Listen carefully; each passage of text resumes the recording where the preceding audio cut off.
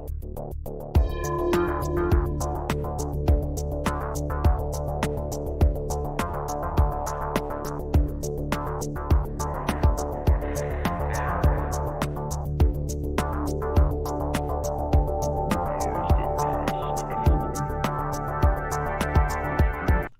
don't care what you think. I think Cersei was hot.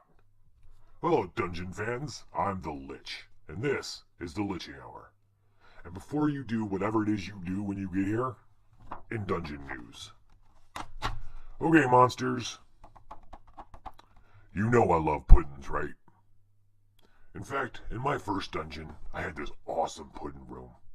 In the middle was this statue of a minotaur with ruby red eyes. Actual rubies in his eyes. And around him he was standing in a pool of what looked like black water. And so adventurers would come in, and they'd be like, ooh, rubies, let me get those. And then they'd be like, oh my god, that's not black water, where's my foot? It was awesome. It was awesome. But this is not awesome. It's been 2 weeks and these puddings haven't left yet. They're dangerous. Punjaba the goat lover is missing. So, my friends, with a heavy heart, I am declaring it pudding season. Whoa, calm down, holy mac, wow, you bloodthirsty fools, I love it. Alright, let's go hunt us some puddings. I should have did this a week ago. Be careful out there, the puddings are pretty dangerous. Especially the dire puddings. Alright, that's it for news, let's get hunting. Viva la Dungeon! Thank you, Lich.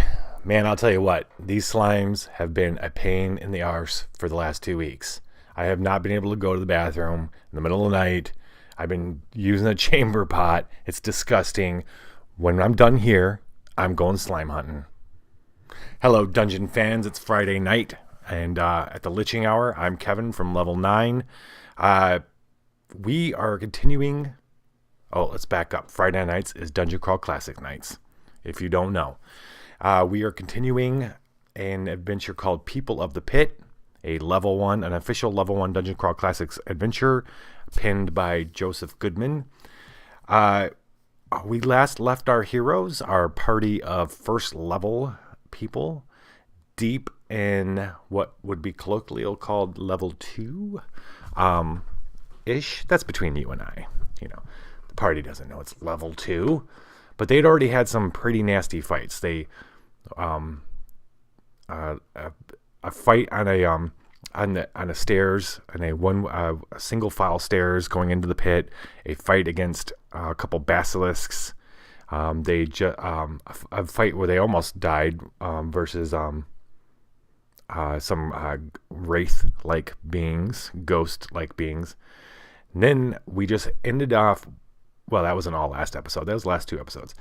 We just ended off in the last episode where they came into, they climbed down a giant tentacle and got off on this ledge, climbing, being on a rope ladder that just happened to be attached to the tentacle, down into the dark, deep dark. And they found a ledge and they got off. They heard this grinding sound.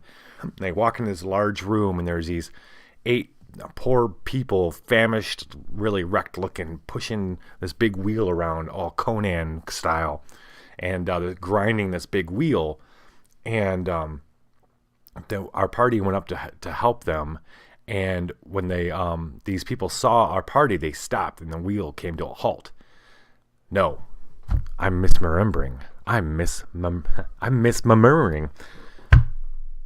Yeah, it's better than that, actually. These guys were doing their thing, grinding. They didn't stop when they saw a party. Tarloff, our thief, went scouting.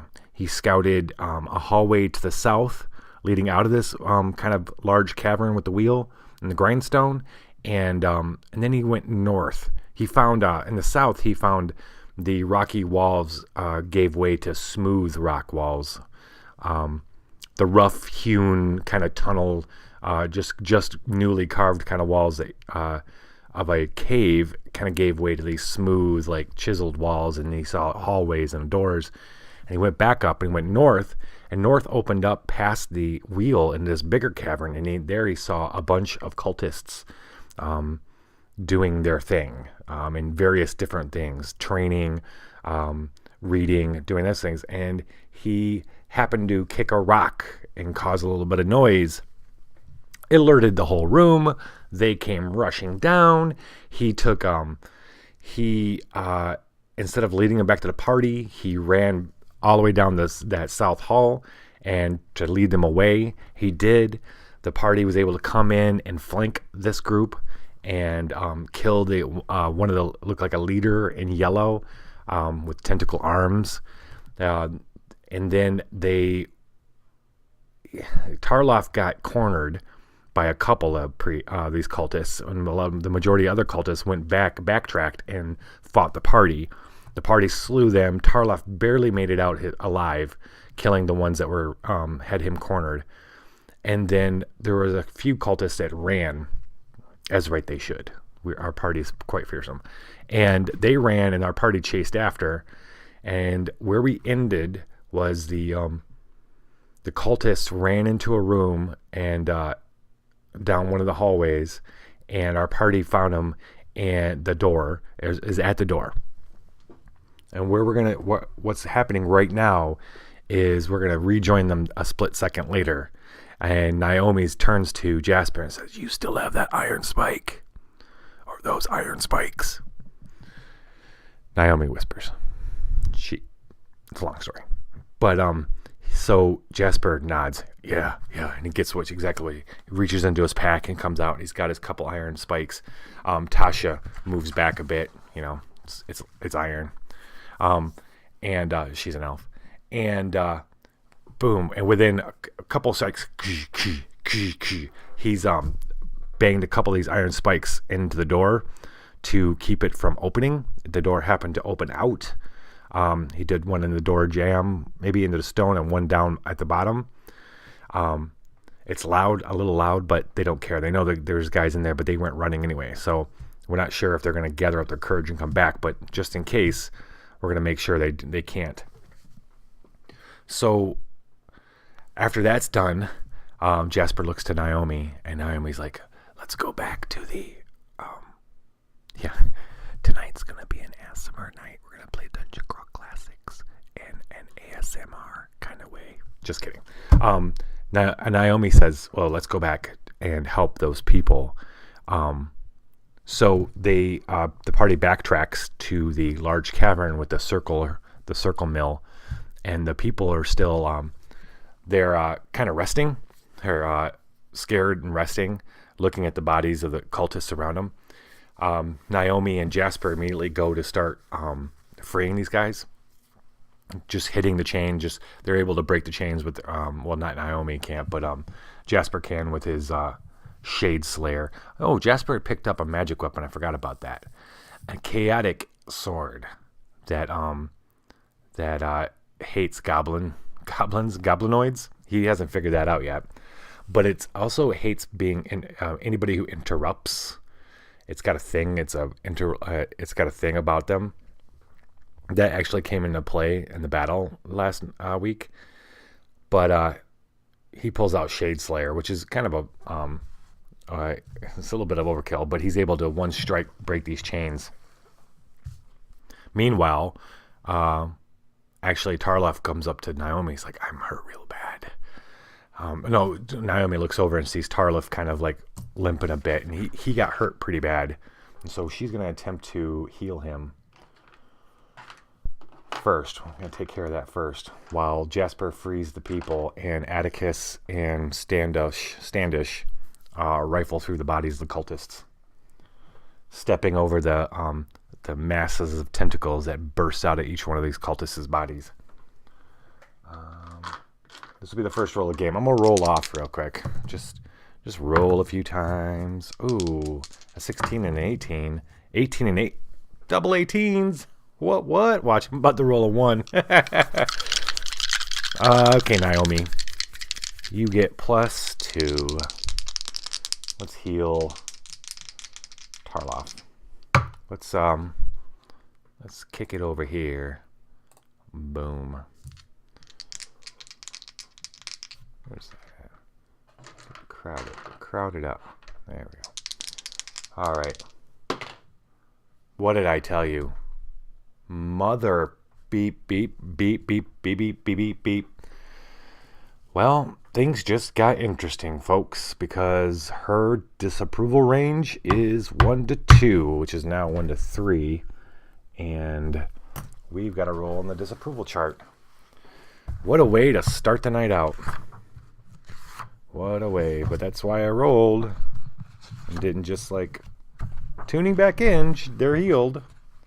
Because this is the kind of shit that can happen. All right. I'm looking up the cleric disapproval chart. Boom. Got to roll on this. Yep. For every, I got to roll 2d4 because I rolled a 2 and her disapproval range was 2. So 2d4.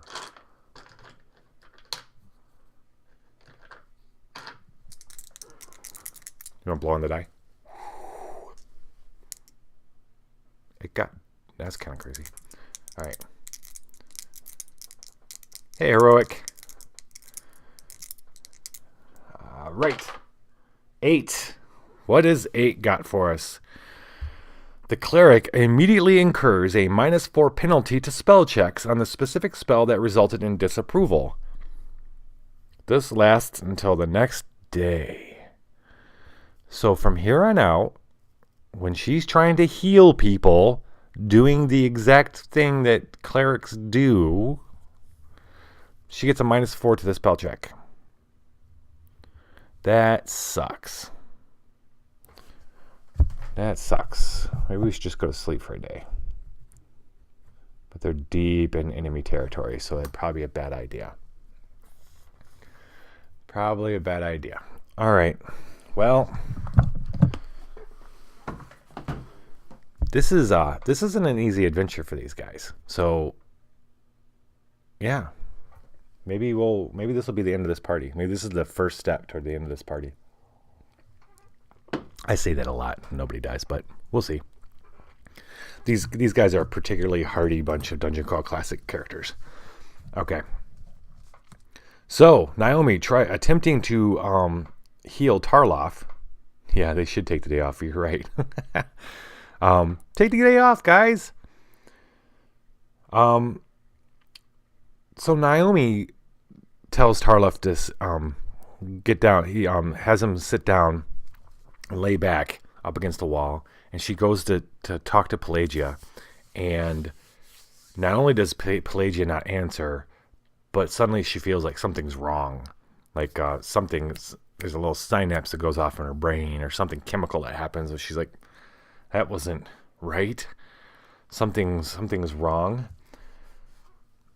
I'm kind of thinking, I'm swinging. So Naomi's neutral, and Pelagia, she's not been rolling good at all.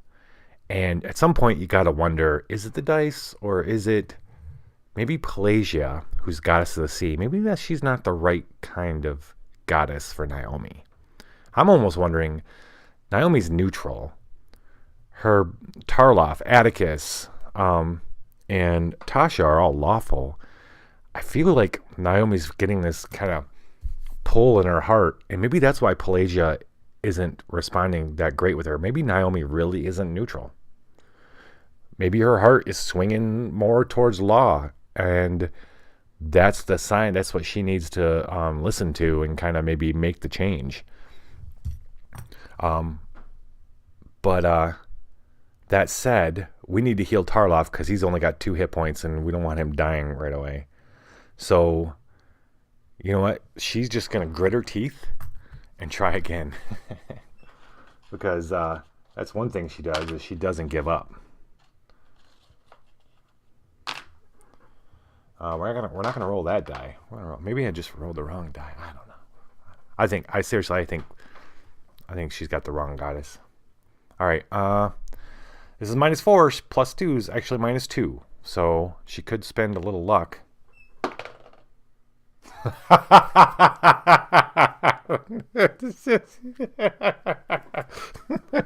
All right. Oh, yeah, right. Remember how I said her disapproval was 3? Yeah. Yeah, so that's 3d4. 3d4 on the disapproval chart.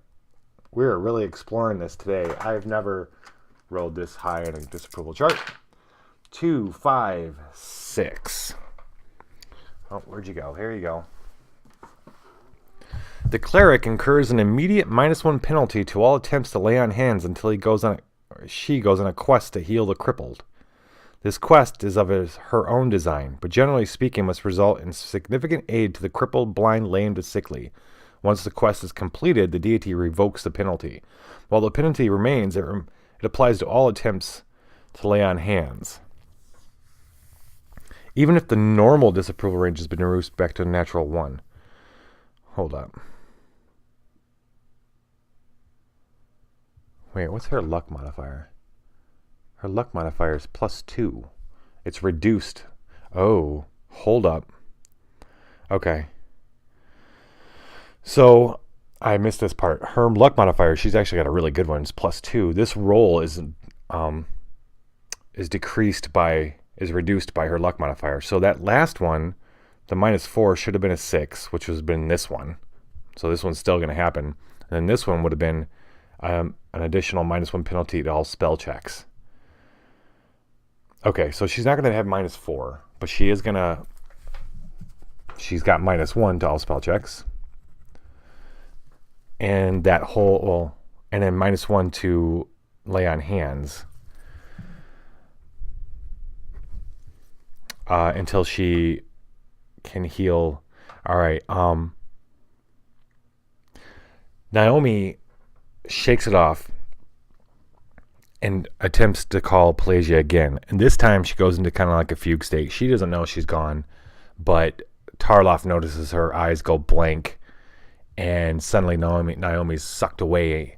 Her mind is taken, and she finds herself in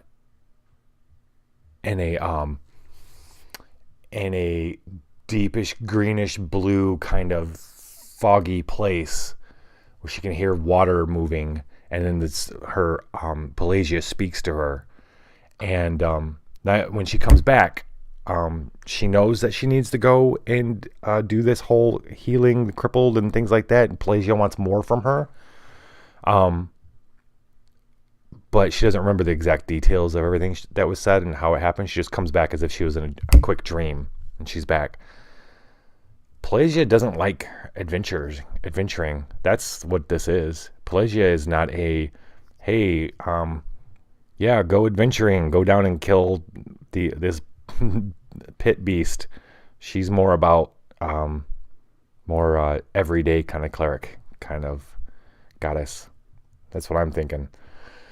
So we're stuck with basically -2 on lay on hands and -1 on.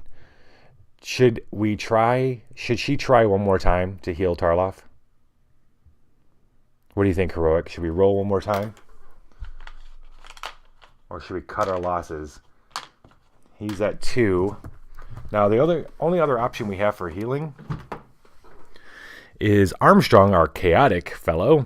When he casts the sleep spell, he heals everybody around him for 1d6.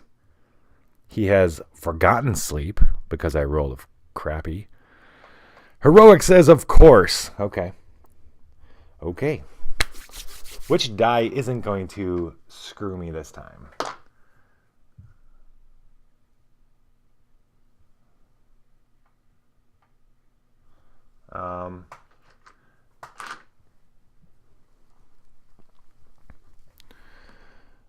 Against the will of Pelagia, Naomi steals her own will, throws her own will up against the wall of will from Pelagia. Says, no, we need this now. If you want me to, she speaks out to her and she says, if you want me to be able to do this, I need to survive this. And I need these people to survive. You need to help me now. She's almost headed up to here. She doesn't know it yet, but in her heart, she's headed up to here with this goddess. We're going to try this.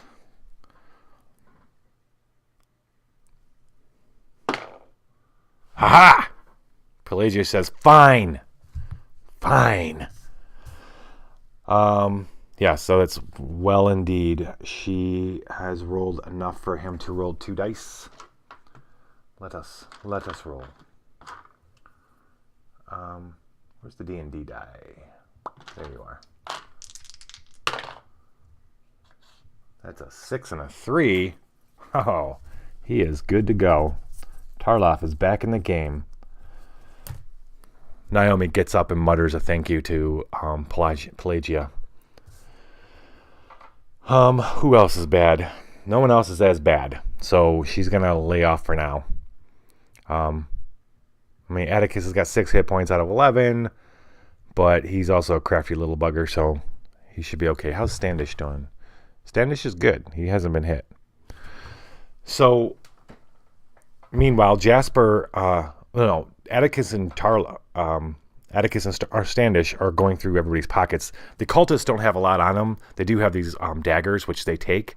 And then, but the one yellow guy, he was yellow with the tentacles. And the red guys, the guys in red, there was a couple of those too. They had tentacles as well. Like they had somehow, they're like achieved another level of metamorphosis. Because the gray cloaked ones, who seemed to be more of them, the lower level ones, had their arms, but they still had tentacles around their bellies, and that came bursting out. Everybody's got the tentacled beast inside them that bursts out, but the yellow one looked hardier, and it was harder to take him down. They check him out. The only thing he's got on him, other than a dagger, this wicked sacrificial dagger looking thing, is it's a golden egg. It's a pendant with a gold. It's like a gold half shell egg. I believe it's half shell egg.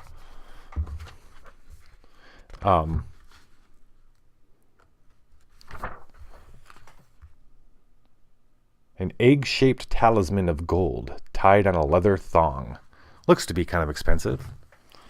Atticus pockets that.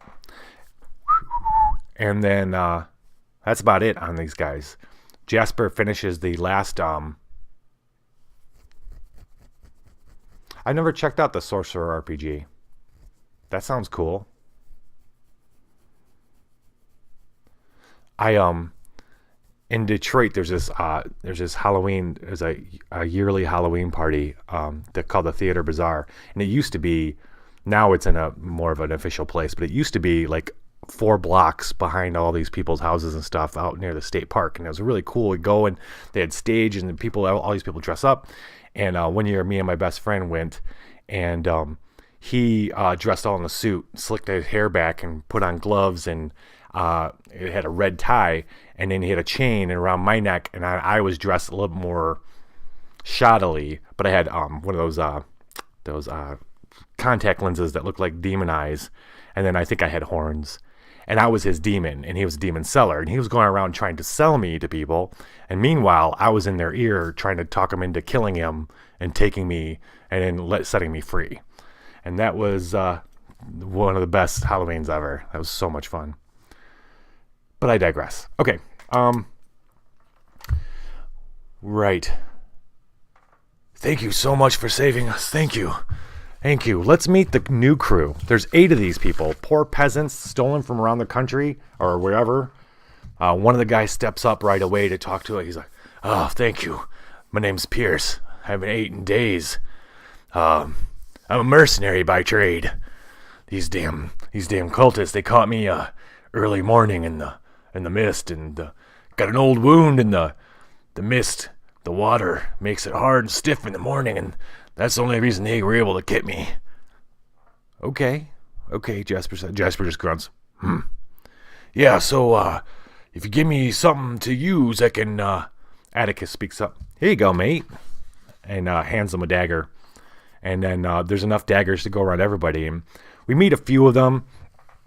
Like there's Eladorn. He's an elf. Apparently he looks... well, we're not. He's a sage, but he's not telling everybody about that. Nobody looks their part because everybody's like half clothed and half fed.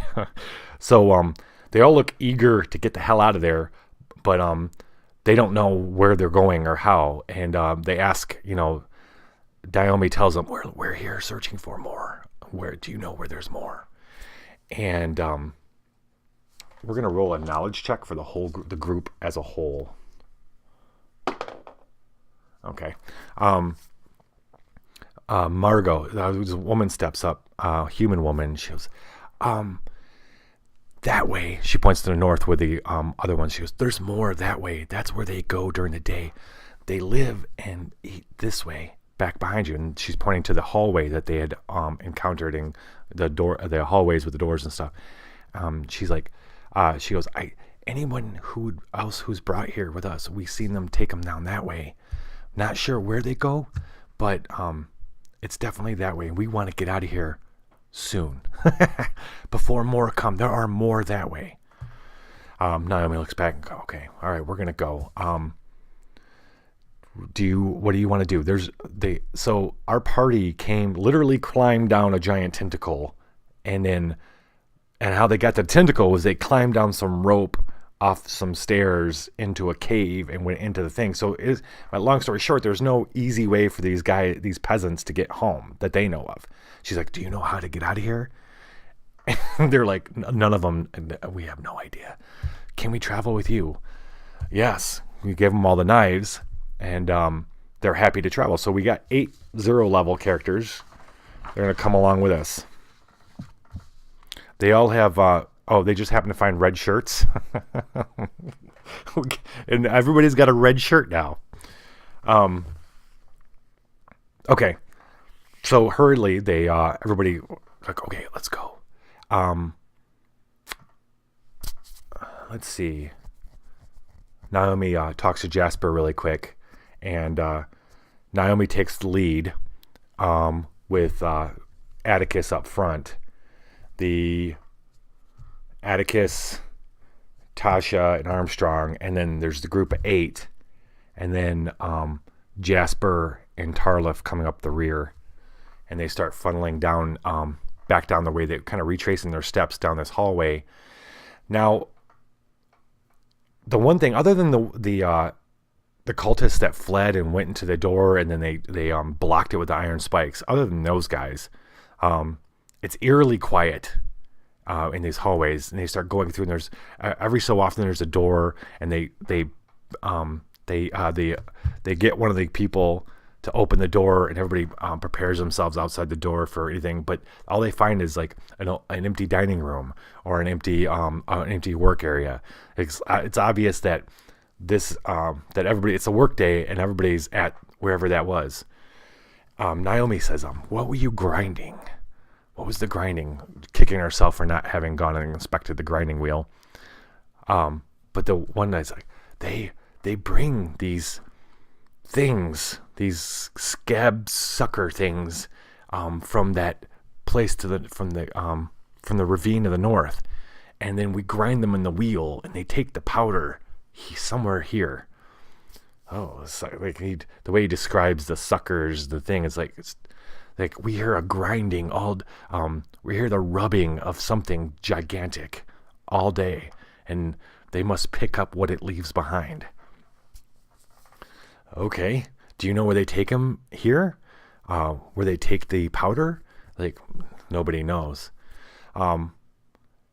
They keep following these hallways. There's a left turn, a right turn, a door here, a door there, until finally they come down what they feel they've kind of searched out. There's not a ton of hallways and ton of doors, but they finally come to the end of a hallway where they got a door on the left and a door on the right. And the door on the left, they put their ears up and they can hear like a roaring, but not like a beast roaring, but like a furnace, a fire roaring. And they go, okay, we're gonna get ready. Everybody gets ready.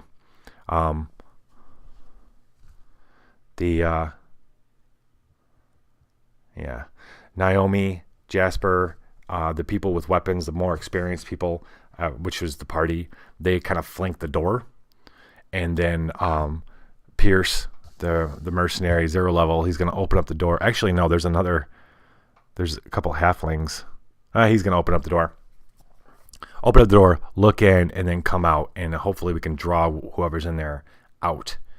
And he opens up the door, And sure enough, there are these two gray robes cultists, and they've got a pile of coal and stuff. Yeah. They're shoveling coal into these furnaces, large furnaces with trays in them. He opens up and he walks in, and they turn with their shovels, and he runs back out the door, and they come running. Stupidly they come running after him with their shovels, and the party. There's three of them. There's another one that we didn't notice. We notice as they come running out. Surprise! We're gonna give these guys a surprise. Yeah. Well, we'll give these guys a will check to see if they are smart enough to realize that this might be a bad thing. Yeah, they didn't pass it. So we get a quick surprise. This might be quick work. Jasper takes the first one that comes through the door.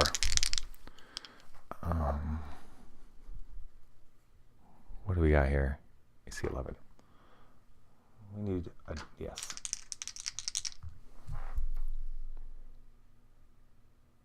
So Jasper's going to attempt a mighty deed. He's going to try to hit the one, stab the one, and push him back as he's coming in. If there's anybody behind him, he isn't not quite sure that there's three, because he's attacking the first one comes through. He's going to attempt to push him, stab him, and push him back into the one behind him, if there is one, or just back into the room. Oh, dang it, man! He succeeds. If he would have hit this guy. Well, wait a minute. Hold on. What's he got?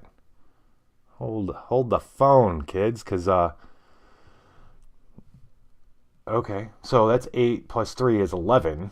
Yeah, so he hit, and he made his mighty deed. So plus he has plus 2 from. Well, no, he's got more than plus 2, doesn't he? No, he's got plus 2 from the sword. So he ends with 15, and he made his mighty die. So he's gonna throw this guy back into the guy behind him. I don't need to roll for that. Let's do damage. Shade Slayer does 1d6 plus 2 plus the 3. Oh boy. Yeah, so he stabs this guy right through the chest. It's surprised if it can register surprise on its tentacle face. Because remember, these guys don't have faces, they just have tentacle skin where their face should be. Boom, it goes back. He hits the other one, and the other one trips and falls prone. That's what's going to happen for him. There's still a third one who's all surprised because he sees this Jasper come in and push him down. Naomi goes in right behind Jasper and sees the third one and goes to stab him, and that's the extent of the surprise we're going to be able to do. Let's see. Maybe this one will roll better for her. So we're not rolling for Naomi anymore. So Naomi comes in, and the guy who's the third one turns, and Naomi tries to stab him with his trident, but he's able to backpedal enough to miss the stab.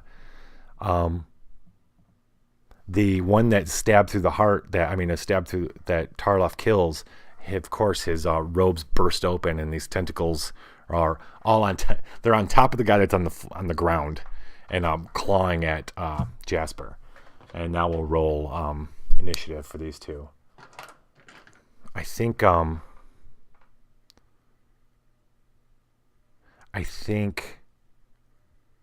it's just going to be Naomi and Jasper. We're going to So the bad guys have 11. Jasper has a 17. And Naomi has a 6. Okay. So Jasper's pulls his sword out, Shade Slayer out, and ignoring the tentacles of the Octo Beast, the Octomass. I guess the Octomass gets its own initiative roll now I think about it.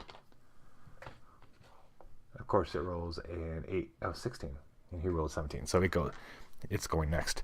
That makes sense. So Jasper is going to stab down to just eliminate this fellow that's on the ground. That's prone. He gets he gets one die up because this guy's prone, so he gets to roll a 1d24. Okay, and he gets his might die. So that's a 16. Jasper hits the one, pulls it out. The other one's on the ground. He goes like this, stabs through it, ignoring the tentacle beast. He goes down a little bit, which puts his face kind of near the tentacles, and they attempt hitting him, but he puts it down, and then the tentacles lash at him. He pulls up, and just then, as he pulls up, the other tentacle mass from the one he just killed bursts out. So he's got two small tentacle mass things right at his feet. But both cultists are dead. Meanwhile, the third one takes a swing at Naomi.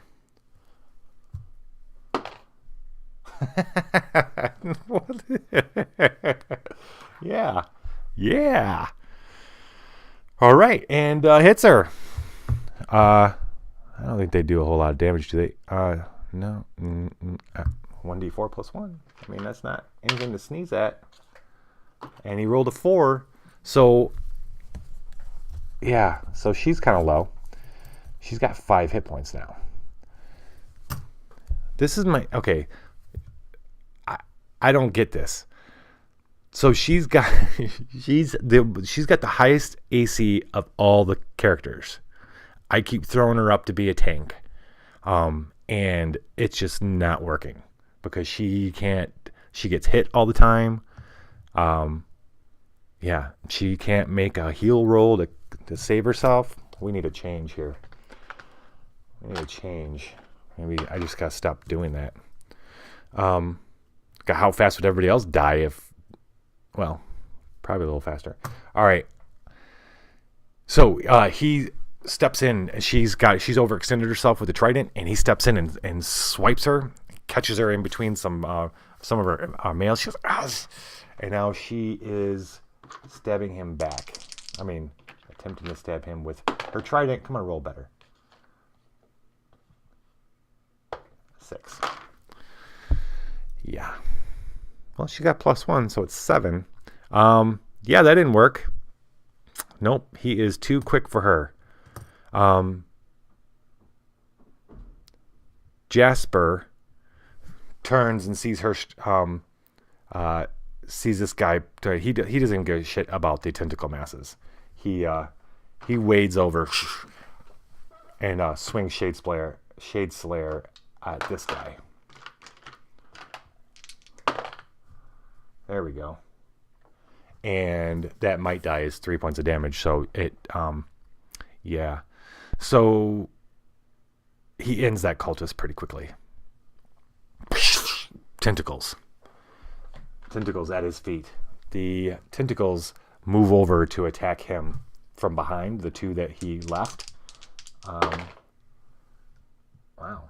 Both of them hit him. Huh. Both come slamming into his legs,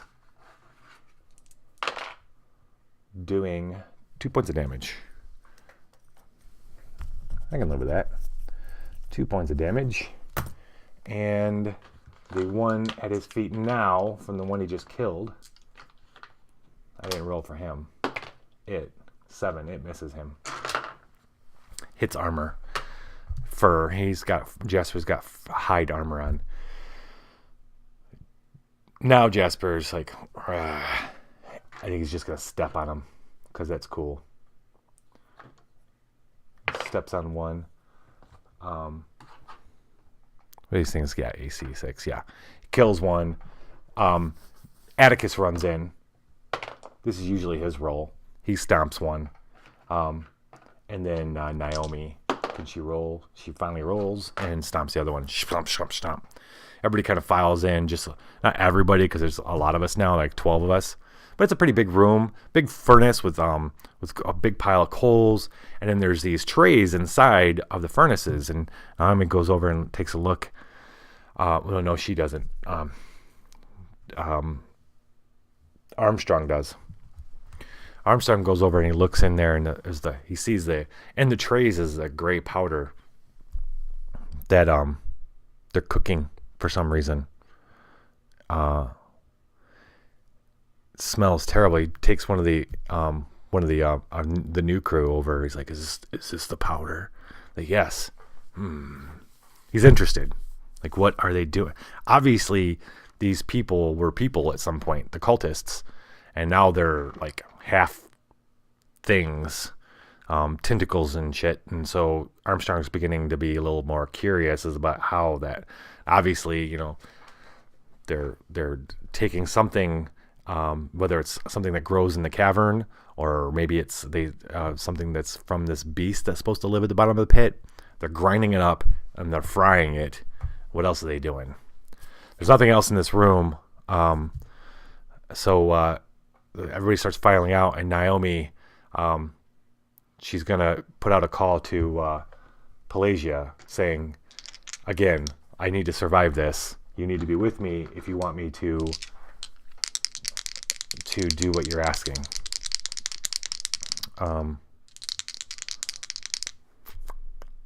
Yeah. So here we go.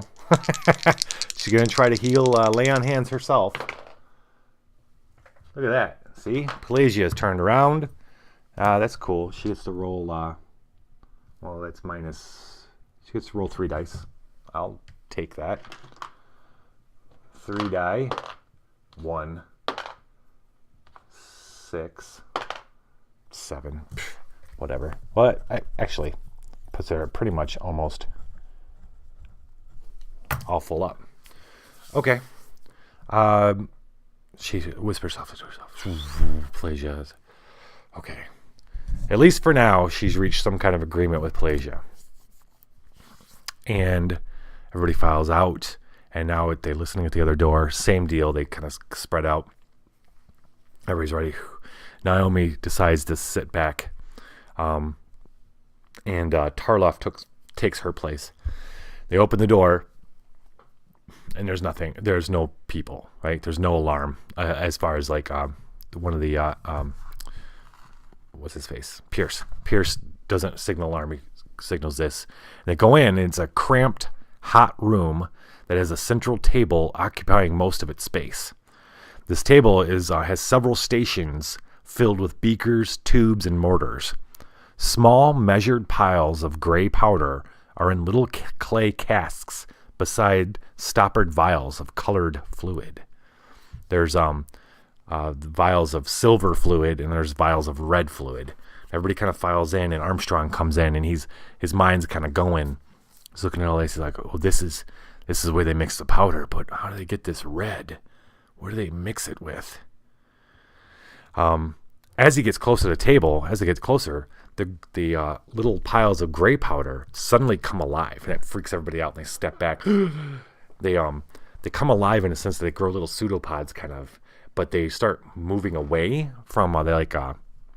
They're not. Oh, these guys aren't in.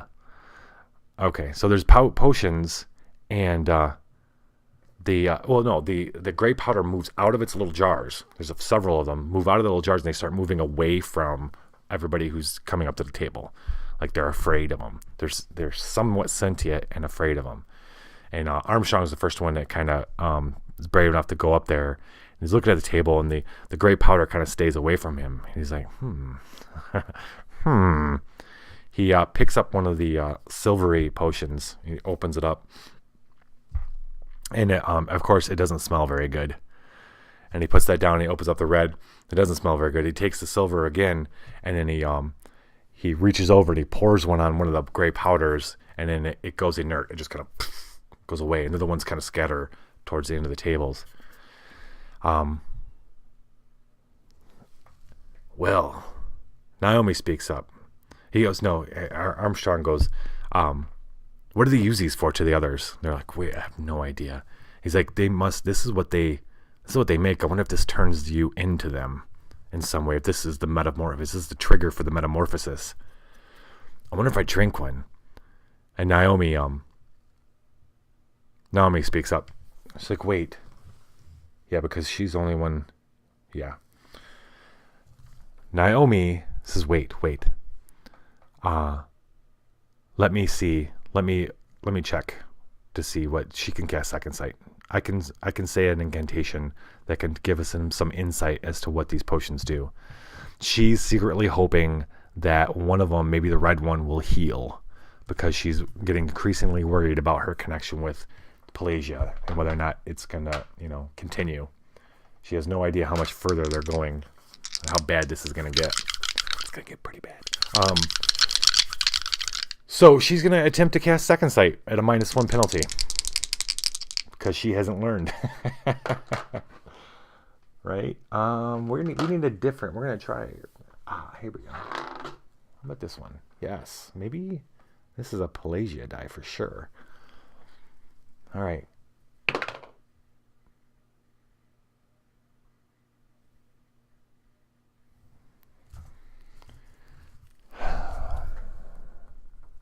What now? 1d4. Jeez. 2. The cleric must pray for forgiveness immediately. She must spend at least 1 hour in prayer, beginning as soon as she's able. She goes to do it. She goes to call out, and Pelagia just slams her, boom, in her head. Her head's on fire. She falls to her knees, and Pelagia is telling her to beg for forgiveness. And everybody else sees her suddenly fall to her knees, and she starts hunching over, and hunches over, and she just starts praying to Pelagia. And everybody, after a little while, they're watching, as obviously she's not gonna. Armstrong's like, well, obviously she's not. He's gonna make an intelligence check. Obviously, she's doing something other than what she thought she was going to be doing. He gives her enough time, but he's going to make an intelligence check.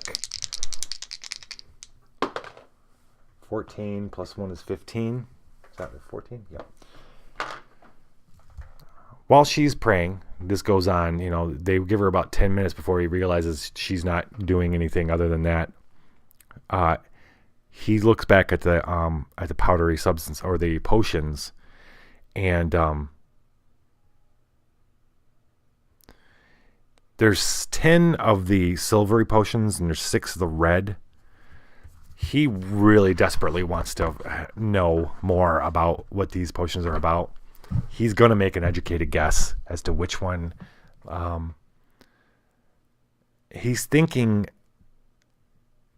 that one of them is metamorphosis. He doesn't know if they're both used in tandem. Why would there be 2? He's making a guess that the red might be a little more valuable.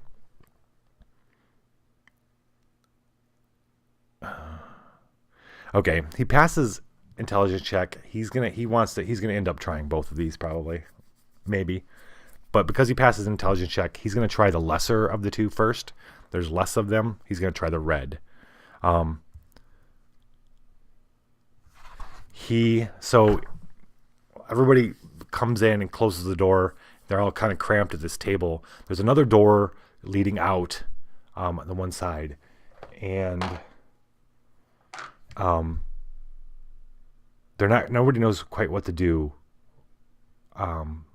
because of Naomi. Jasper's like, after 15, 20 minutes, he's like, are you okay? Should we go? And Naomi shakes his head and keeps praying. So they're all like, okay, well, we'll just wait. We'll just rest. Everybody's resting. And Armstrong's like, screw it. I'm taking a drop. Boom. He sucks down one of the red ones. So he tastes it. And it tastes rank, but not like horrible. It's like really well seasoned meat that's unspoiled. So it gags up a little bit, but he starts getting flashes in his head and of a beast bigger than he can imagine, and the tentacles, and he can suddenly feel the tentacles in his head, and it's he almost feels like he has to open his eyes and look at his arms because he's worried that he felt so close to the tentacles that his arms might be tentacles, but he stares at his arms, but they're not changing. But in his head, he still feels this like connection to this mass of tentacles. He's not quite sure. He's gonna think about it some more. But that kind of he felt like he took his chance enough, and he's not gonna try the silvery. Actually, let's roll an intelligence check. Let's see if he tries the other one or not.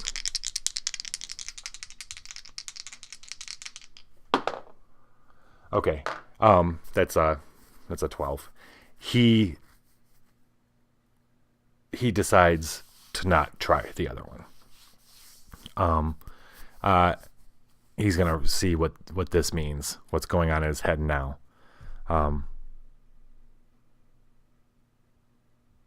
Okay, so there's that. The hour passes by. Everybody starts getting really antsy. Nothing has come back, or no, we don't hear, and nothing is. They're still safe. There isn't any like long rests or short rests in Dungeon Crawl Classics. I can decide if I want to give them a little bit of hit points or not. Yeah, sure. We'll give everybody 1 hit point. Those who need it.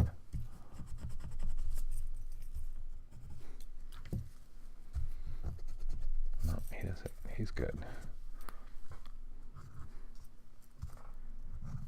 Okay. Finally, Naomi stops whispering her prayers and looks up. Stands up. She gives Jasper a look. Oh, she gives Tarloff a look. Who's she connected to? I feel like Naomi feels like she's connected to Jasper, like he's the other leader, like he's second in command. But I think Naomi might be a little more wrapped up in her goddess and her own problems to realize that Jasper, everybody else has kind of noticed that Jasper's kind of starting to veer off the path a bit. His nightmares and stuff are getting a little bit too much for him. And now with the addition of this chaotic sword, it's just going to start ramping down. And so when she looks at him, he just nods, or he looks at her like, you're okay. But he's got his own shit going on behind here. So anyway, she looks at him and she gives him a look like, it's a look that's supposed to communicate that she's okay, but things aren't great. And then to the rest of the team, she's like, let's go. She's the leader.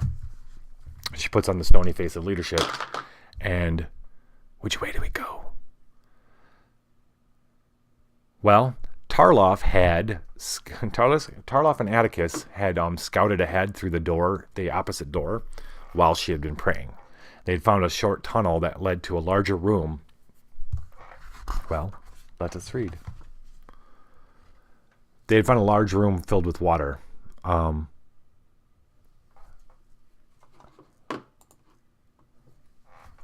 Yeah. They'd found a large room filled with water. A long room. And on the other side of the room was a door. They did not go in the water. So that's what they tell everybody. And so everybody starts moving down into this little hallway. And they see the water. And it's filled with water. 3 steps descend into the pool, which is a murky brown color. They can't see the bottom. Oh boy.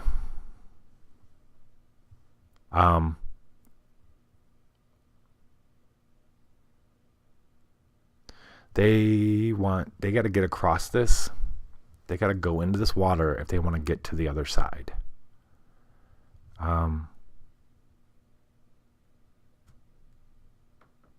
Yeah.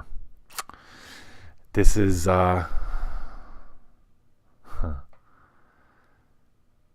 Okay, let me see how.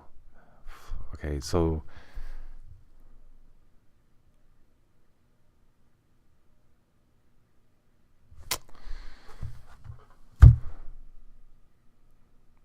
we're talking about whether or not we're going to go into this pool.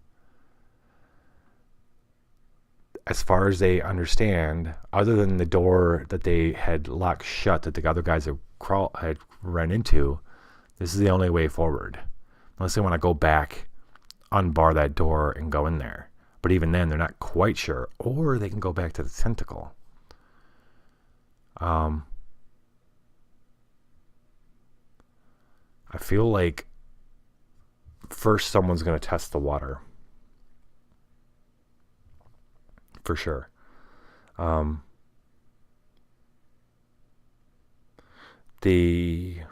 would be...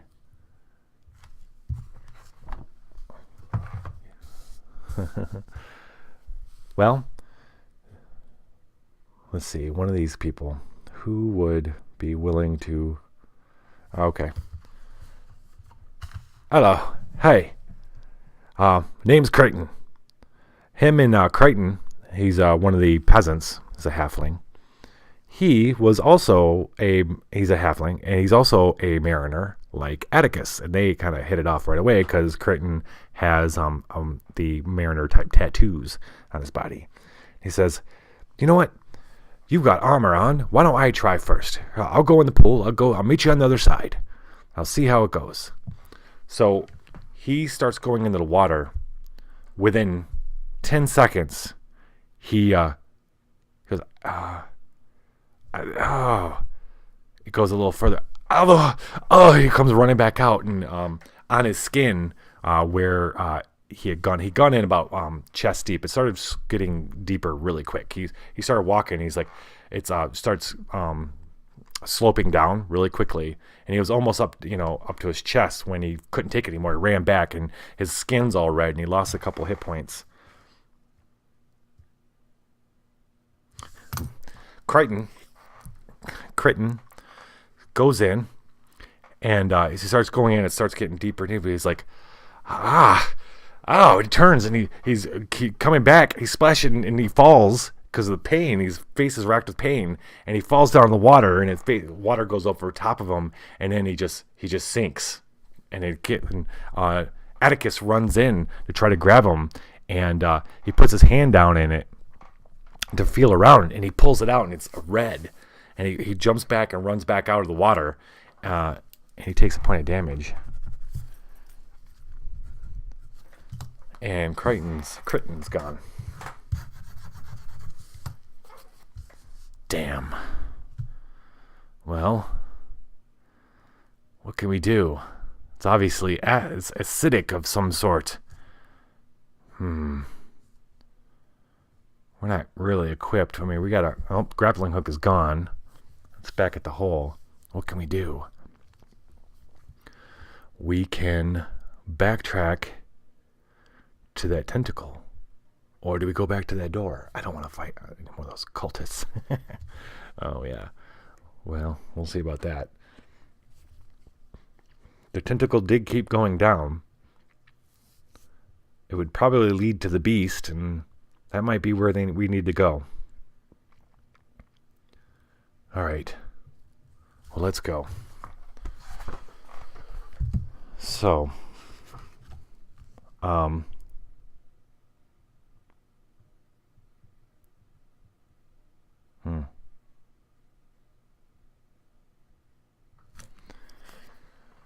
Okay, the party goes back. They head back. They're not going to go into the water. They head into the alchemist room. And then back out into the hallways. And they're winding their way back through this kind of it's kind of like maybe more like living quarters.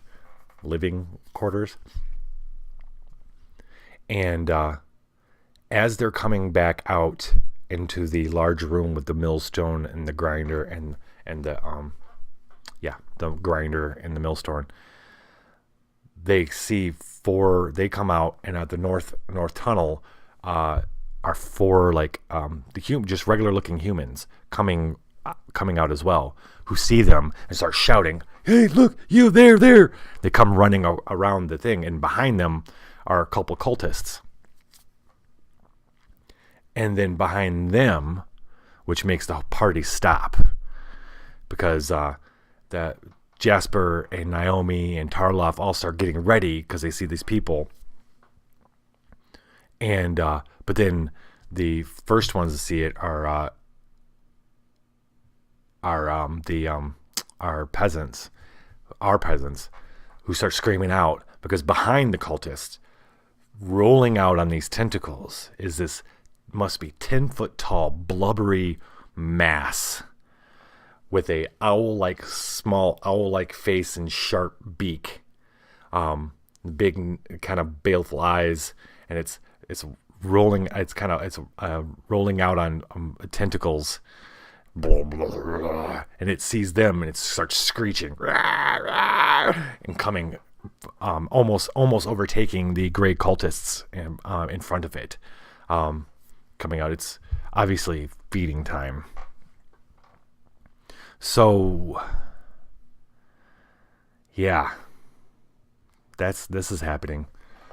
All right.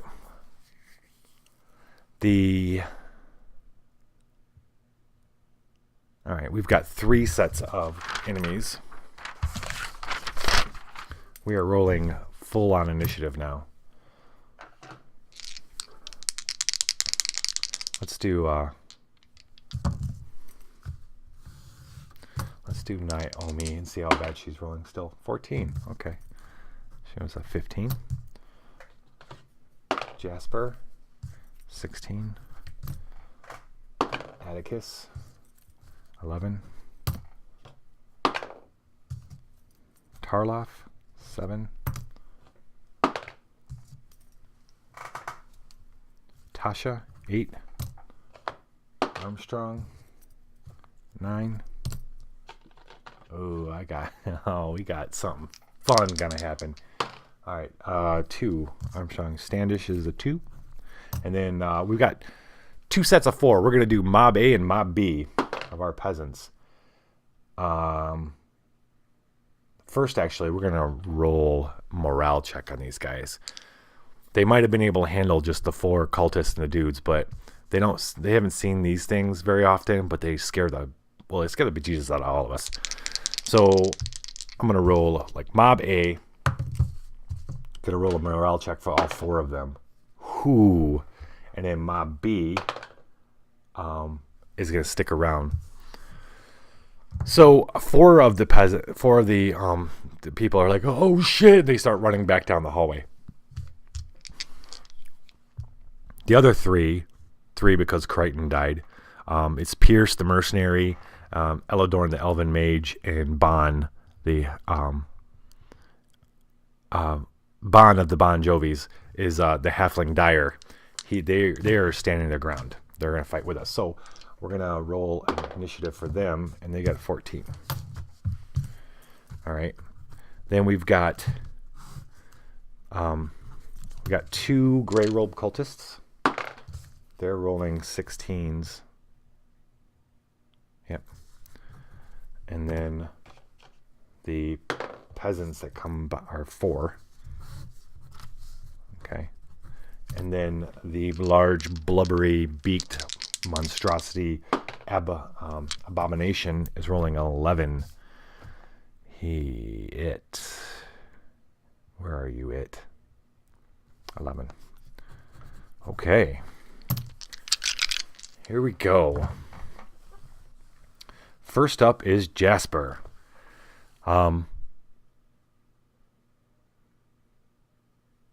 This sword of his, I told you it severely hates interlopers and interrupters, and it finds any reason to exact violence on people, and to find reasons for them to interrupt. And technically, they did interrupt them. They being the cultists and this beast did interrupt them in their way to the exit. So it encourages, through empathy, Jasper. In Jasper's weakened emotional state, the empathy triggers from the sword he gets them confused and feels like they're his, and he feels like, yes, how dare they interrupt us? No, they must pay now. And he goes running to meet this mass. First up is the peasants. He's going to do a mighty deed and see if he can't take at least 2 of these peasants down as one swipe. He screams and charges. How many dice am I going to roll? Oh, so close. But he did hit one. So close with the might die. He screams, and the first one he just cuts right in half. Their body slides. We're gonna roll a morale check on these peasants. The bad peasants. Yeah. Oh, they're staying. They're whipped up into a frenzy. These guys want to be, just between you and I, these guys want to be part of the cult. They're like aspiring cultists. And so they're very much more into this whole thing. They're going to defend. And then maybe if they kill these guys, these interlopers, they'll become like the yellow robes. Okay. One peasant down. Next up is Naomi. Our Naomi. All right, Naomi. She's not waiting out in the middle of this stuff. That's for sure. And she doesn't have, I guess she's going to attempt. We're going to keep doing what she's got. It's like, you got to, right? I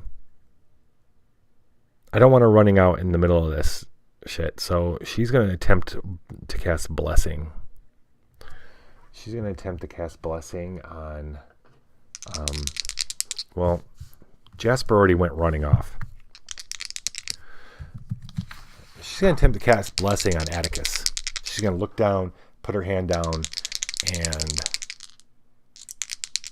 wait, or does she want to just do it on herself? All right, she's going to cast Blessing on herself just because it seems like Pelagia's kind of doesn't like her casting it on any of the other people.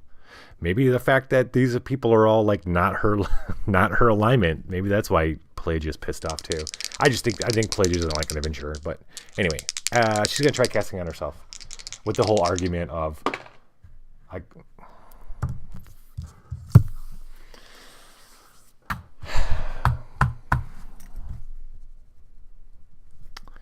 all right, that's 44. Wow. She's having a super bad night with this. Super bad. Wow, we're really pushing it. 7, 11, 14. What is 14? What kind of crazy shit?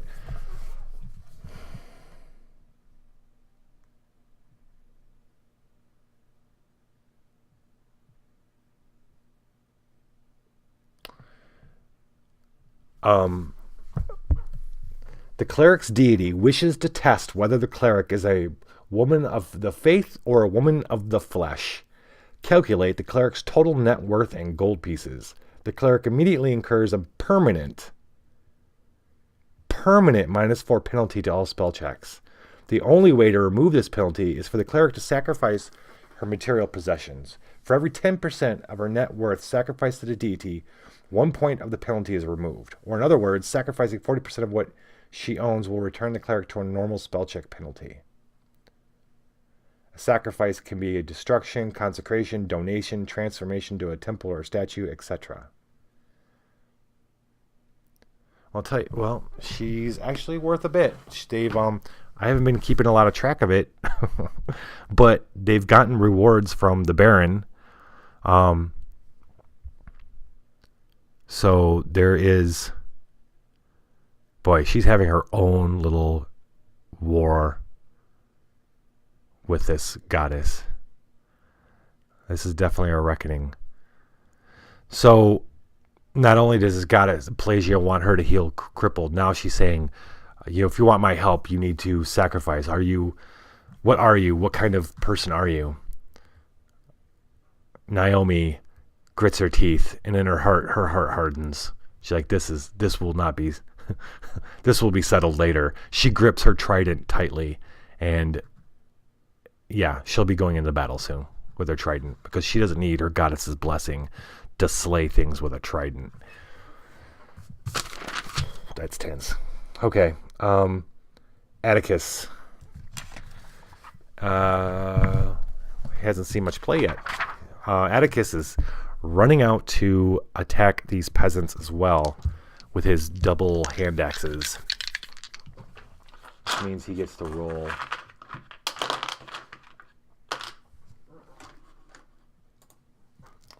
He gets to roll 2d16. Which I think is right here. Nope, that's not 2D. That's not a 16. I got a 16 somewhere. It's always a hunt, though. Okay, maybe it's not nearby. Fine. Roll 2d20s. All right, Atticus racing out beside Jasper, attacking the first peasant. He sees that 20 is going to have to be re-rolled. He rolled a 7, 8. What are these armor classes, these guys? Their armor classes are 9.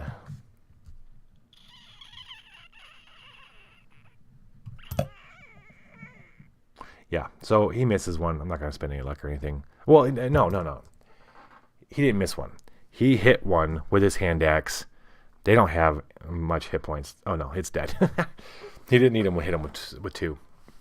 He gets up, hits, swings like double hand. Well, he swings with 1. He doesn't even swing with the other one, we'll just say. And he guts him because it cuts.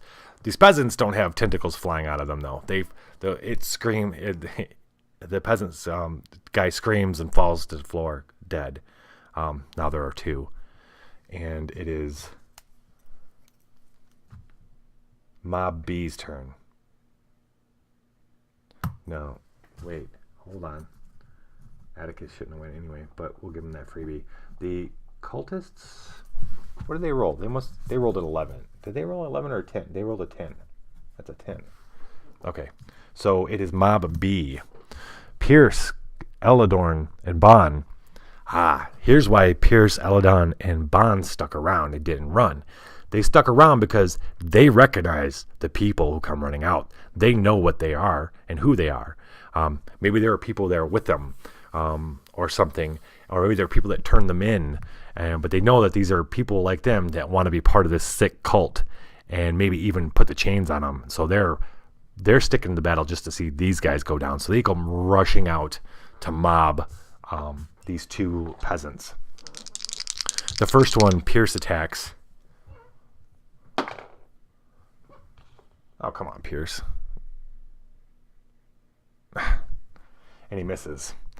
He comes yelling out with his knife, overextends himself, and misses. The Eladorn with her dagger. Eladorn's a girl.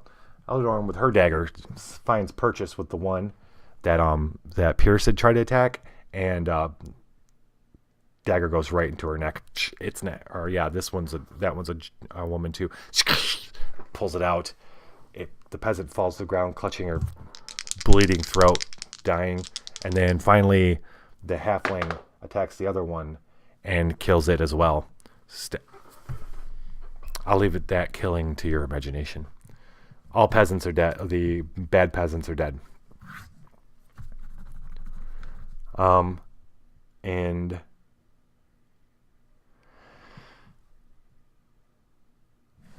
the screaming mass that is behind the cultists. How fast does he move? He only moves. Okay. The peasants had made their way around the wheel. The cultists are making their way. The big blubbery beast is making its way around too. It's going a lot slower. It's come around the other side though of the wheel. So the cultists you are my heroes, and the cultists and everybody's coming around the wheel this way at you, and the big blubbery beast is coming around this way at you. I hate how my hands go off. better. So he's not getting to them yet. He's come screeching, climbing up over top of the wheel. Actually, I like that better. He's climbing up over top of the wheel. He's going to come right at him. Jasper standing there like this. This thing's coming up over the wheel at him. And then, okay, who's next?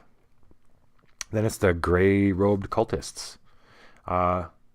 They are a bit more mobile than the big blubbery beasts, so they come running around the wheel to attack. One's coming at Jasper, and the other one's coming at Atticus. Those are the two right there. Actually, we got a big... Well, I think they're going to both try to take out... They're going to try to focus fire on Jasper. That's what I would do. Yeah. Or are they going to stay back? Well... Yeah, they can't do it with two of them. They can't try to grab a tentacle with two of them. So... Alright. I think they're both going to attack Jasper. It seems like a desperation play. One's going to trip over his own legs. And the other one is hitting him with his nasty dagger. Doing 1d4 plus 1? No. 1d4 plus 1, yes. Where's 1d4? Why have I lost my 1d4s? I just rolled a bunch of them. Whoa, 5 points of damage, man. Ooh. All right, that dagger sinks in deep. Okay, Jasper's hit. Now we're looking at Armstrong. Armstrong, as he's... Okay, if you remember, this cave with the grinding wheel and stuff, just to the east, it opens up bigger to this big shelf, which contains the a large 50-foot hole where this gigantic tentacle reaches up into the upper levels and goes down, and there's the rope ladders attached to it. The closer Armstrong gets to this tentacle, the big one, the more he can feel it in his head. And it almost comes together in a way it feels like a spell, like it actually needs to get out of his head. So Armstrong's feeling this, and he sees everything happening, and he's going to take a moment to reach out to the tentacle and attempt to control it. Yay! Let's see. That would be pretty sweet.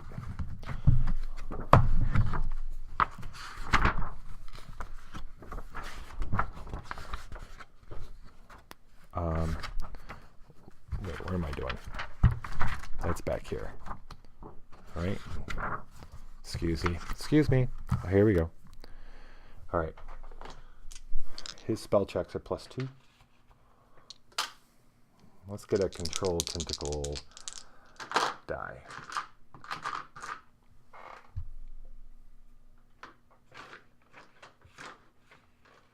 No.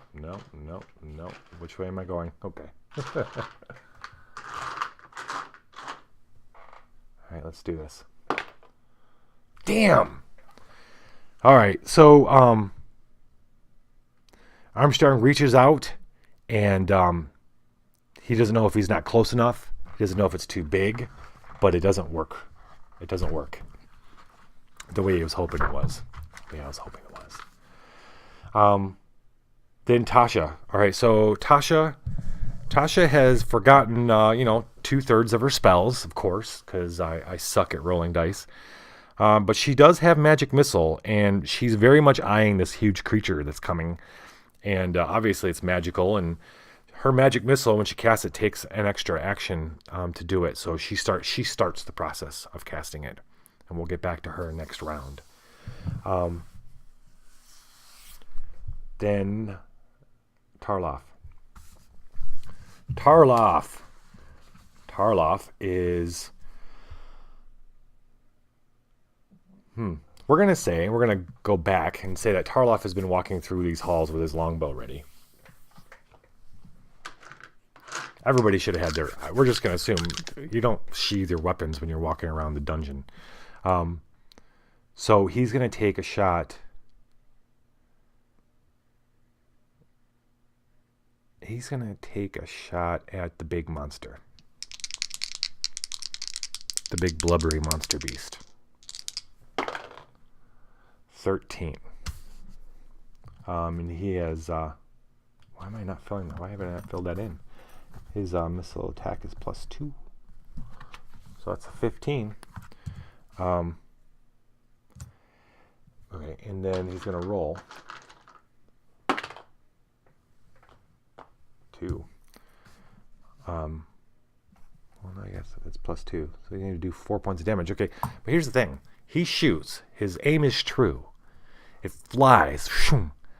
And it goes, but he notices it doesn't go, the arrow does not go as far into this thing. And the thing doesn't even know, it doesn't even notice it as it's moving. But the arrow does not go in as far into this thing as he would expect it to, with the amount of force that his longbow projects things.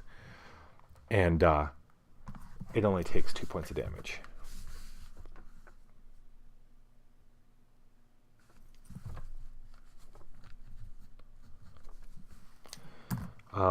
But he did hit it. That's nice. It's nice to have a hit, you know. And then finally Standish. Our little man Standish. Standish, what you doing, bro? Oh, Standish got a sharp bow. He's taking a shot at the monster as well.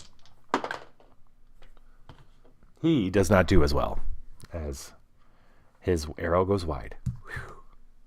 Okay, buddy. We are top of the round. Jasper's looking at this thing, and the cultists are in front of him. He's looking at this thing, and he's like, this is his battle here. But he's got these damn two. He's gonna try to do a mighty deed where he hits both of them.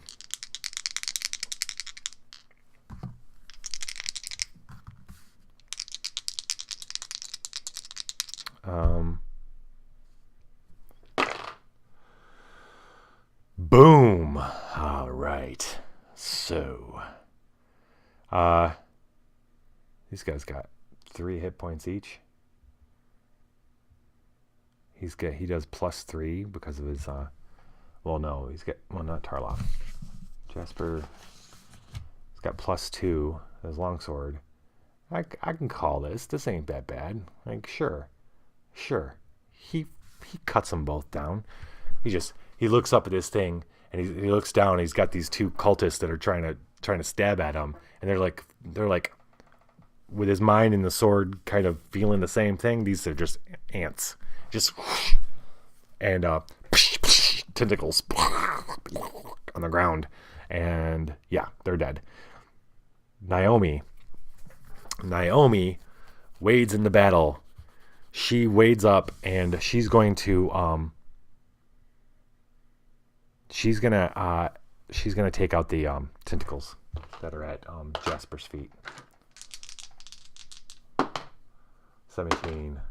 I don't know why I rolled 2, but she kills one. She just stomps it or stabs it with her trident. Mob B.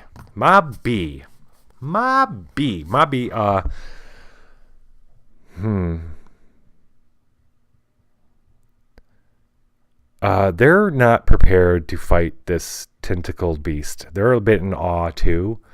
I mean, they're feeling pretty good because the team has cut down these other, and they just watched Jasper cut down. They're moving back. They're gonna fall back. And then the gray cultists are dead. One of the octomasses at the bottom of the feet is going to try to attack Naomi, and it misses. And then it's Atticus's turn. Atticus. Oh, he's going to take out the other octomass. Boom. He crits on it. So now we just got this big, blubbery, 10-foot tall mass creature. on top of the wheel thing and coming bearing down on Jasper and Naomi and Atticus. And here it comes. It comes blubbering over and snapping at Jasper.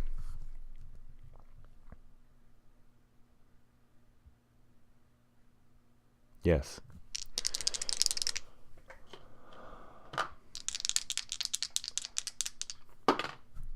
Four. He's ready for it. Jasper just takes a step back. He knew this big blubbery thing wouldn't be able to move as fast as it wanted to, as it comes crashing down off the wheel and tries to bite him. He steps back, and that was Armstrong. Armstrong has a bow, doesn't he? I think Armstrong's trying again. He's reaching out the tentacle again.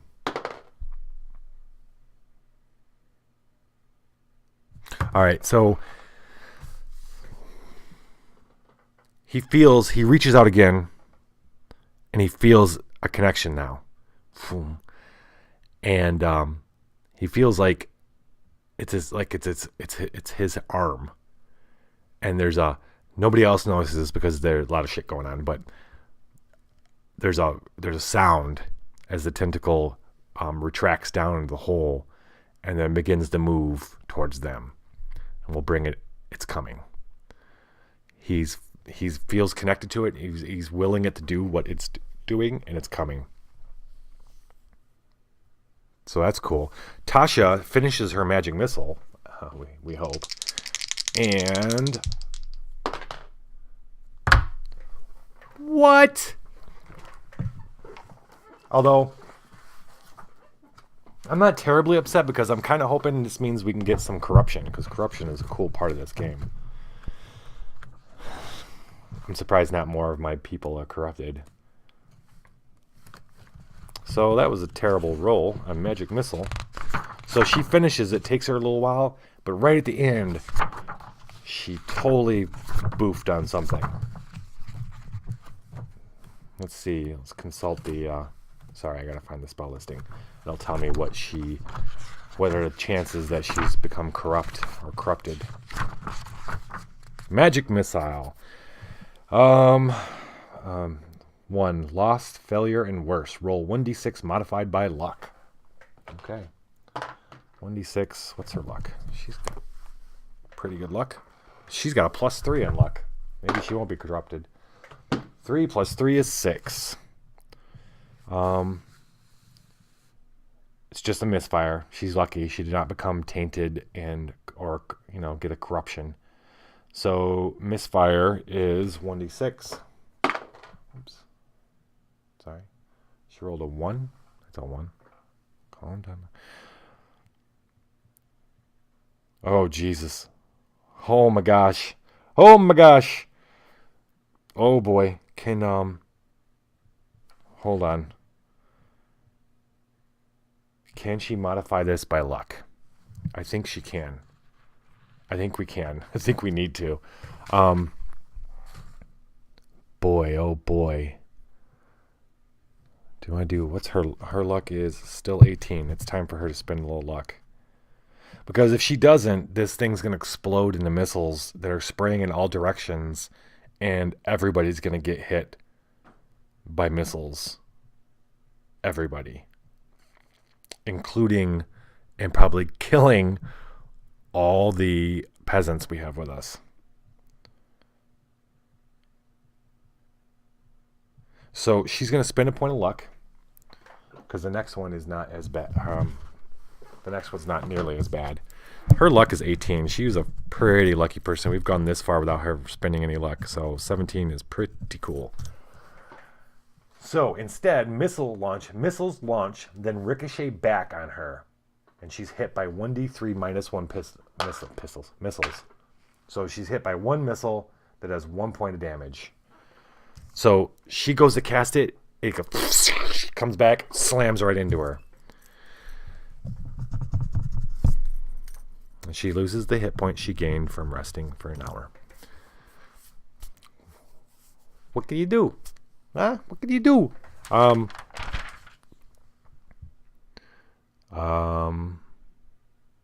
Yeah.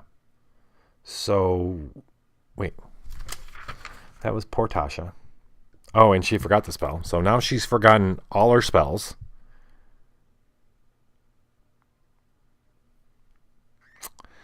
God, what a cluster mess. Okay. Who's next? Tarloff. Tarloff with his longbow. He's taking another shot at this creature. 8. Not enough. Even with his +2 is 10. He misses. The arrow goes over its head. And we are... Oh, Standish. Standish is taking a shot at it as well. He is hitting. Look at you. Right? Yes. Yes? Where the hell is the AC in this thing? No, he did not hit. He does not get +1. He just barely missed it. Just barely. Now we're at the top of the round. It is Jasper's turn. He smiles a very feral smile. And yes, all he can think in his mind is Shade Slayer buried deep in this thing's flesh. Oh boy. Oh my gosh. Oh god, he's so close to crit. Wait, no, he's a warrior. He crits on 19s. Oh, yes, here's what's cool. So he's a warrior. He crits on 19s. Let me make sure. I'm pretty sure a warrior's crit range is 19 to 20. Let me double check. Yeah, threat range 19 to 20. Cool. So he crit, and Shade Slayer, this sword, crits as a one level higher warrior than, because it likes to crit too. So his crit die is 1d12 on a 3. Let me check on this sword so I understand exactly what they meant. Always roll crits as warrior of 1 level higher. Okay, yeah. So he rolls a 1d14 on table 3, which I have table 3 right here. Do I? No, of course not.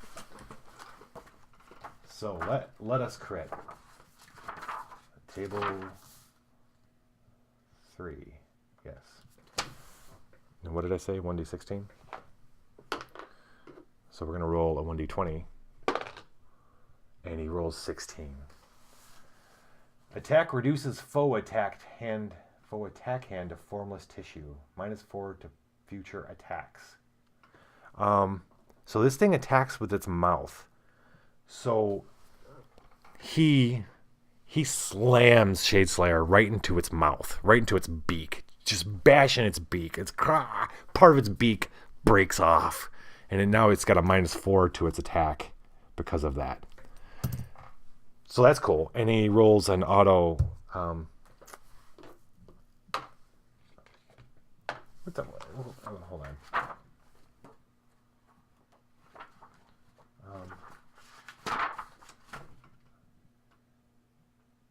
Yep.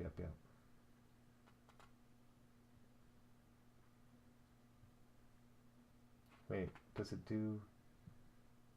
Oh, it's an auto hit. Let's roll in the crit die. Doesn't roll like possible. I'm just checking to make sure it's not like it does the most possible damage it can or any kind of crap like that.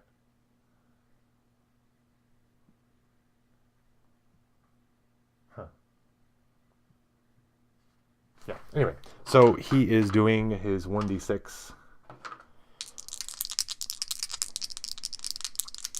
I was checking to see if it does like double damage or something like that. I feel like I'm missing something with crits though. I feel like they do something like that. Because I know that I realized I'd been doing it wrong before.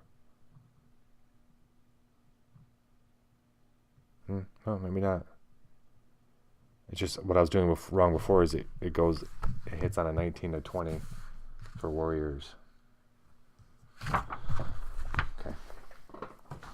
So 1d6, and he rolled a 2 on his might die. Right? Yeah. So 5 and 7 and plus 2 from Shade Slayer is 9 points of damage. So he hits with Shade Slayer so hard it breaks this thing's beak, big gash across his mouth. It screams out in pain, and Shade Slayer definitely bit as far as it's supposed to into this thing, and it screams out, wheels back. I mean, he tore into its mouth, pretty far into its mouth, because it's on its last legs. That was Jasper. Naomi tries to stab this thing with her trident. Oh my gosh, man! Holy mackerel! She's rolling a d12 on the fumble chart. 11. Your wild swing leaves you off balance. You take a -4 penalty to your next attack roll. So she almost falls over on herself. Poor girl. Man. Wow. Jasper. Atticus. Atticus is staying back. He's going to let other people... Atticus doesn't have a ranged weapon, does he? No. But he's not running up and attacking this thing with... Well, I guess he could. He's going to go around back and try to attack this thing with his 2 hand axes. He rolls a... Oh, wait, wait, hold on. He rolled a 16. And then another one, he rolled a 15. Okay, he hit with both of them and he crit with one of them. So, that's cool. Wow, everybody's like... Halflings are on crit table 3. He rolls a d8. 4. Powerful strike hammers foe to his knees. Make another attack. Ooh, he gets the attack again. So Atticus comes running in. He hits, whoosh, goosh, and strikes again. 11 plus 1 is 12. He hits again. So he's doing 3d6 points of damage. Oh, that's not the right. All right. Well, he halves this damage because his weapons aren't magical, but he comes in. So Atticus comes in and is actually the one that fells this thing. Stunk. One of his axes goes into its mouth, and he hits it, and it screams out. Going back, and he saw how well it went in, so he hits it again, and that's the killing blow. And the thing kind of falls back up against the thing, the wheel, and then slumps, and then lets out this nasty gas that just makes everyone kind of gagging. Everyone's back up and get, and then everybody kind of backs up, and then they look over and almost have heart attacks, and everybody gets freaked out because coming out of where they had climbed on their tentacle is the tentacle, and it's big. Its point is like 10 feet across. Comes in, and it's this huge thing, and everybody screams. Everybody goes, and but Armstrong shouts out, "No, it's okay, it's okay." And he keeps saying that. His eyes are closed, but he's controlling the tentacle because Armstrong has the tentacle under control. He's like, "I'm controlling it," and they look at him, and they look at the tentacle, and it's not doing anything. And everybody kind of moves back and around. And, yeah, I think that's where we're going to leave off tonight. That's where we're going to leave off for sure. Yeah. We'll find out next week what they're going to do with this tentacle. What does this mean? And where they're going to go next in this, and where they're going. Yes. Okay. Yeah. I'm trying to think if there's anything I want to finish off with. No. That was cool. We'll find out. We got a lot to unpack from this episode. we've got we're winning battles, but we're not in the best shape. So we're gonna see. So tune in next week, and we'll see where we go. Thanks for joining, Heroic. Have a great night, man, and viva la dungeon.